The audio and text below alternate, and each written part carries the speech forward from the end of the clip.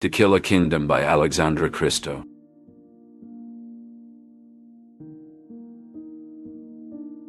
The Siren's Defiance. The ocean roared with the fury of 1,000 storms, mirroring the turmoil within Lyra, the Siren Princess. She navigated the labyrinthine corridors of the underwater palace, her scales shimmering against the bioluminescent algae. The Sea Queen, her mother, had proclaimed the commencement of the royal hunt, an ancient rite honoring the fallen goddess Quito, where sirens ensnared the hearts of human nobility. Yet Lyra's soul ached for a different legacy, one not marred by savagery but celebrated for serenity. Entering the grand hall, she was greeted by her mother's expectant gaze.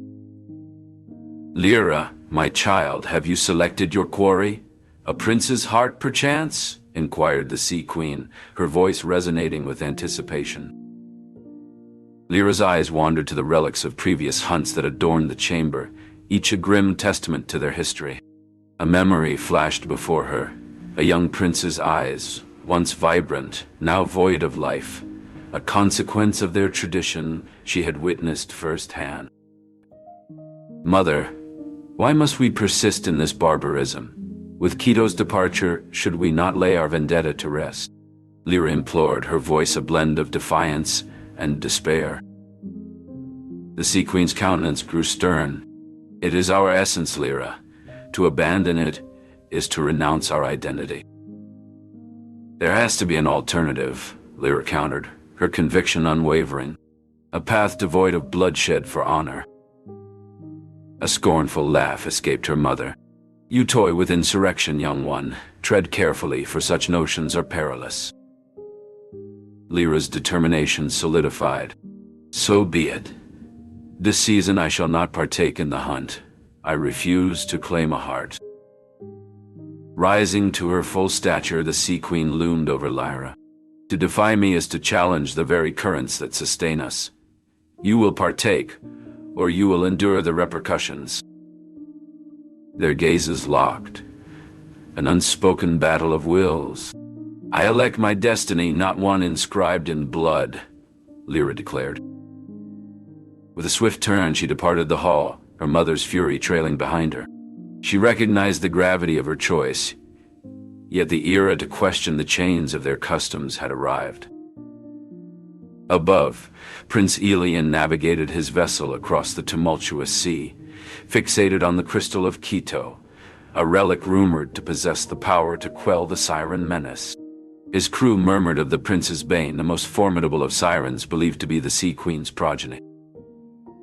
Clutching the helm, Elian resolved, "We shall uncover the crystal. It shall be the harbinger of tranquility to these waters."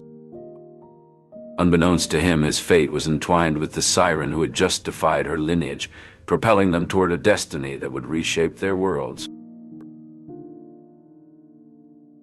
The Prince's Quest. The morning sun cast a golden hue over the bustling port of Midas, where the scent of salt and adventure lingered in the air. Prince Elian, with his sea-weathered skin, stood at the helm of his ship, the Marauder. "Are we ready to set sail?" Elian called out, his voice carrying over the deck where his loyal crew hurried about their tasks. "Aye, Captain." Madrid, the tattooed first mate, responded with a grin, tying off the last of the ropes. "The winds are in our favor today, but beware the whispers of the sea. They speak of treacherous tides ahead." Elian nodded, his gaze fixed on the horizon. He turned to find Kai, his childhood friend and confidant, approaching with a rolled map in hand. "We have a long journey ahead," Kai said, unrolling the map across a barrel. "The crystal of Quito is said to be hidden in the ruins of an ancient temple, deep within the uncharted isles, guarded by the formidable golems of Quito, stone sentinels animated by the crystal's power." "We'll face more than just the sea's wrath," Elian mused, his eyes scanning the map. "These golems of Quito, are they mere myth, or do they truly walk the isles?" Kai met Elian's steady gaze. "Myth or not, we'll be ready for them." As the crew made their final preparations, Elian's sister, Princess Amara, slipped aboard, her presence a mix of grace and mischief. "Off to chase another fairy tale, brother," Amara teased, though her eyes held a glint of concern. Elian offered her a reassuring smile. "Not a fairy tale, Amara. A quest for peace."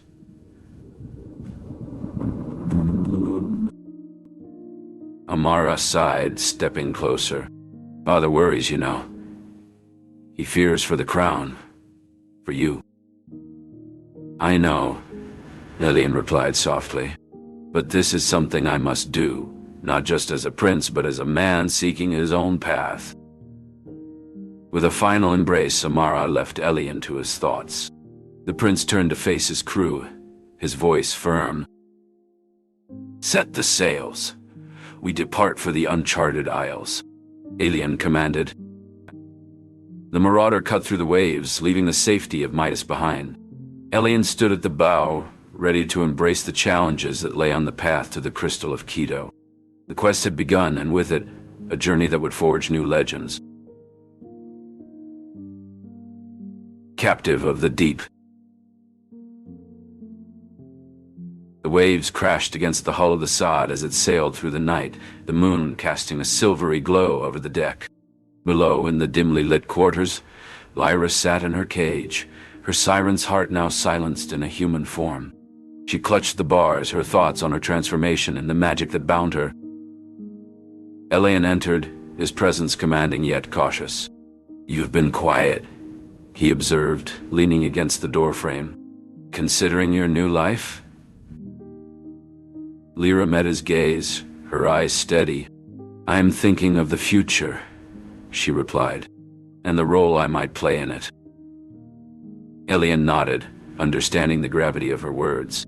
"Your knowledge is valuable," he said, his tone softer than before. "But trust is a delicate thing." A knowing look crossed Lyra's face. "Indeed, Prince Elian. Trust is a journey, and I am ready to walk it with you." Their exchange was cut short by Madrid's arrival. "Captain, we're approaching the dive site," he announced, his voice tinged with anticipation. Elian gave a firm nod, his gaze lingering on Lyra. "Gather the crew. The dawn will reveal our path." As the night gave way to dawn, Elian stood by Lyra's side. "Today you have a chance to show your allegiance," he said, opening her cage with a gentle touch. "Aid us in our quest, and freedom may follow." Lyra rose, her movements fluid and poised. "I'm ready, Captain," she declared, accepting the challenge. They joined the crew on deck, where faces were etched with hope and trepidation. Elian's voice rang clear. "Today we embark on a mission that could alter the course of our conflict." The crew's cheers filled the air, and as the Sod descended into the ocean's embrace, Lyra and Elian stood united, their fates entwined with the sea's mysterious depths. A human among us. Lyra stumbled across the wooden deck of the Sayad, clutching the railing for support. Elian watched her, a hint of amusement in his voice. "It feels that way," she admitted, her determination clear. "To chase after something very important," Lyra replied, her eyes meeting Elian's. "The Crystal of Quito." Elian's expression showed his understanding of the gravity of her quest. "A human," Lyra corrected him softly. "One who seeks to stop a war and save her kind." Elian considered her words. "Tell me more about this crystal," he said. Lyra explained. "It's the heart of the sea." "I do," Lyra confirmed. "But I need your help, Prince Elian." Kai, Elian's closest friend, voiced his concern. "Can we trust her, Elian?" Elian's response was firm. "If you betray us, it will be the last thing you do." Lyra understood the seriousness of his words. "I accept those terms." "We will help you find the Crystal of Quito," Elian declared. "In return, you will share your knowledge of the sirens with us." As darkness fell, the stars twinkled above, heralding the start of their perilous journey.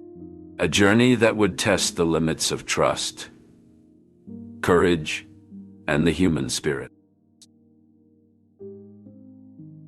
The necklace of Pagos.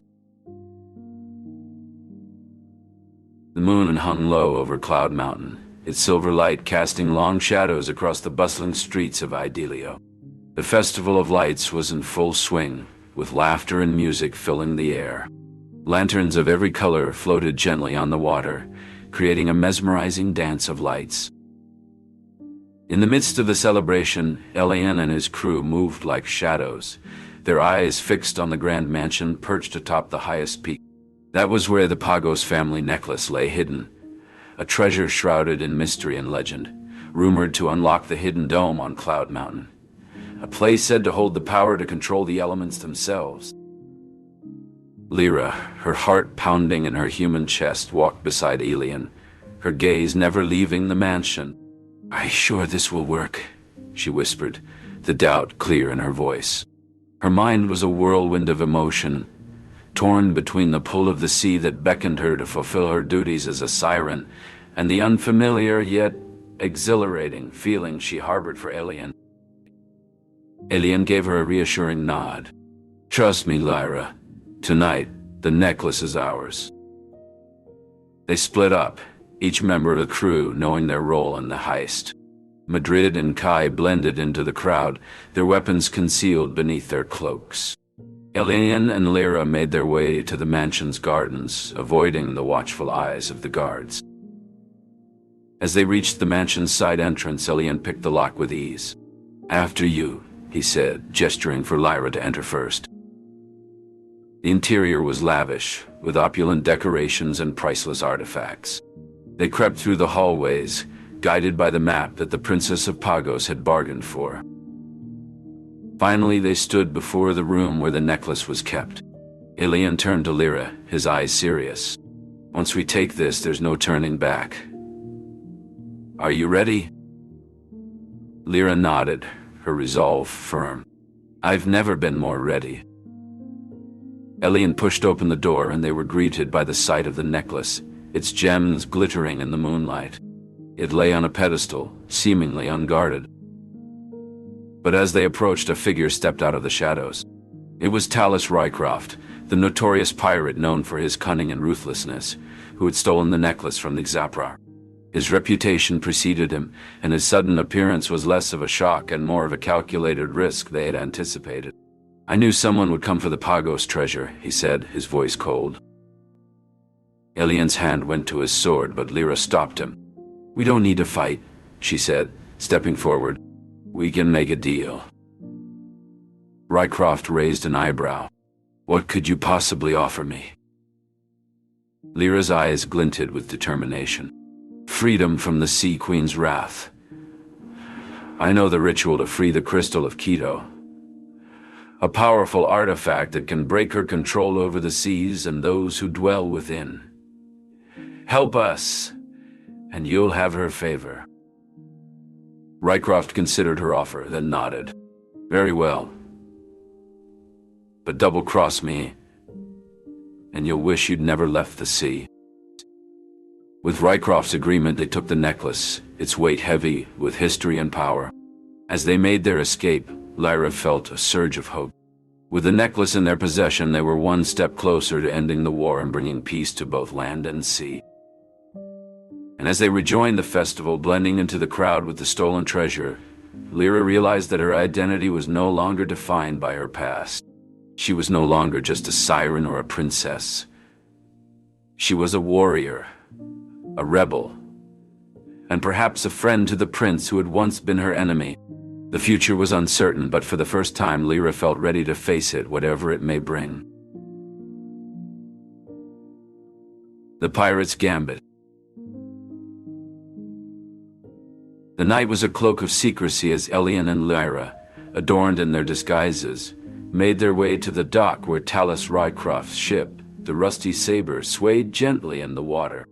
The stars above were mere witnesses to the game of deception about to unfold. "Remember, we're just a prince and his new companion out for a stroll," Elian whispered, his hand finding Lyra's as they approached the steps leading to the ship. Lyra nodded, her once vibrant locks now concealed under a hood, her usual siren grace replaced by a feigned human clumsiness. "And you're sure this pirate will have the information we need?" Elian's eyes were fixed on the figure counting coins by the ship. "Rycroft knows the seas better than anyone. If anyone knows where the Crystal of Quito is, it's him." As they reached the bottom of the steps, Rycroft looked up, his eyes narrowing. "What brings a prince to my humble ship?" he asked, his voice as rough as the sea. "We seek passage," Elian said confidently, stepping forward. "And perhaps knowledge." Rycroft's gaze shifted to Lyra, a smirk forming on his lips. "And who's this? A mermaid out of water?" Lyra met his gaze, her blue eyes sparkling with a challenge. "Just a warrior with a taste for adventure." The pirate laughed, the sound echoing off the water. "Well, climb aboard. But know this, my ship isn't for the faint of heart."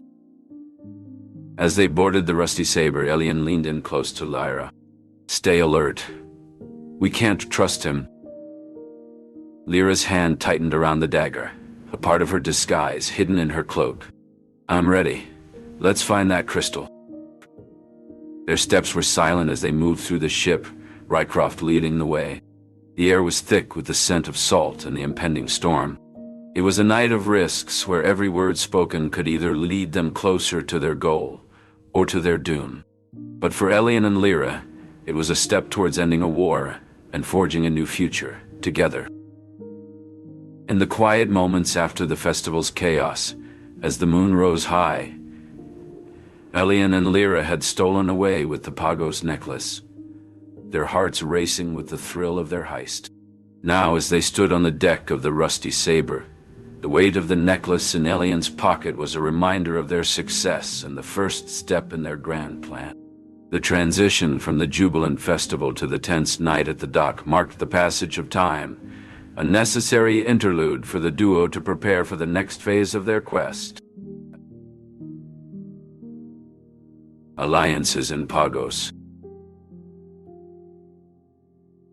The Grand Hall of Pagos was a sight to behold, its high ceilings adorned with shimmering chandeliers, casting a golden glow over the assembly of royals and dignitaries. At the center of it all stood King Kazue, his black finery a stark contrast to the opulence around him.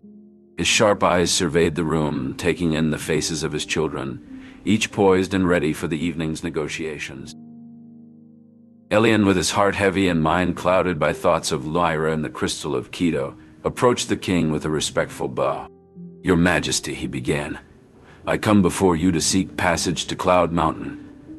In exchange, I offer my unwavering loyalty and the promise of the crystal itself once my quest is complete." King Kazue's laughter echoed through the hall, a sound that sent shivers down Elian's spine. "You speak of grand plans, young prince. But tell me, why should Pagos risk its neck for your adventure?" Elian met the king's gaze, his resolve unwavering. "Because together we can end the Siren's reign and bring peace to our kingdoms. Your airships, unmatched by any other, will ensure our success." Lyra, who had been watching from the shadows, felt a surge of courage. She shed her human disguise and stepped into the light, revealing her true form. "And I," she declared, once a Siren princess, "now stand with Elian. My knowledge of the sea and its creatures will be invaluable to your cause." The room erupted in murmurs, the revelation of her identity causing a stir among the royals. Prince Hiroki leaned in, whispering to his father, "Is the value of this venture worth the risk?" Before the king could answer, Princess Yukiko interjected. "We must consider the advancements we could achieve with the crystal. Our alliance with Everesi, which has provided us with advanced technology and trade, could reach new heights with this power." Prince Tetsu, ever the aggressor, stepped forward. "Enough talk. Let us see if your words hold any weight." Elian nodded to his crew, signaling their agreement to the terms. "We have already proven our commitment by securing the cooperation of Talus Rycroft, who now holds the Pagos family necklace as a token of our pact. Now, let us discuss the terms of our alliance."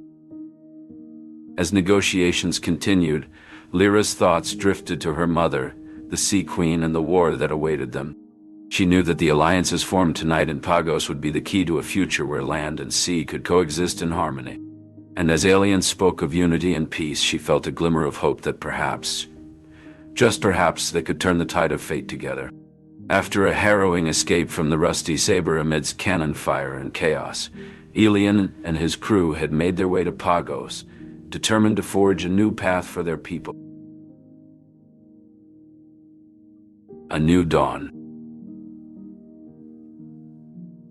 The dawn broke with a gentle caress over the horizon, painting the sky in hues of pink and orange. The sea, once a battleground of titanic forces, lay calm and serene, reflecting the newfound peace that had settled over the realm.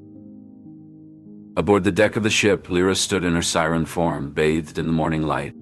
Elian beside her watched the horizon, the crystal of Quito in his hand, its glow fading with the rising sun. Is it truly over?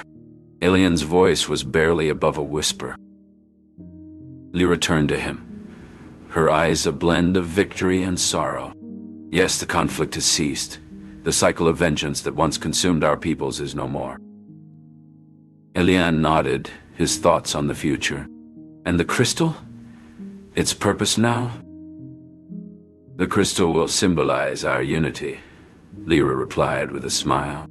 It will no longer be a tool for conquest, but a beacon for a future where sirens and humans coexist in harmony. Elian reached out, his fingers brushing against Lyra's arm. And us? What lies ahead for us, Lyra? She clasped his hand, her touch warm. For us there is a promise to mend the scars of our past and to build a shared future.